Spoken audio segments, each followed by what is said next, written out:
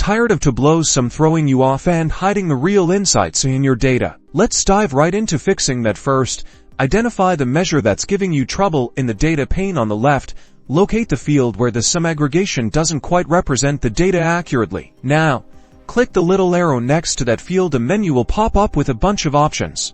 Hover over Default Properties and then select Aggregation. Here's where the magic happens. Tableau usually defaults to sum, but often you need something else. Choose the aggregation that makes the most sense for your data. Average is a common alternative, but minimum, maximum, or even count might be appropriate. For example, if we want the average sales per customer, we can use average. But what if none of the built-in aggregations are perfect? That's where calculated fields come in. Right-click in the data pane and select Create Calculated Field. Type in your own formula to get exactly the metric you need. For instance, if you want profit margin, you might divide total profit by total sales. And there you have it.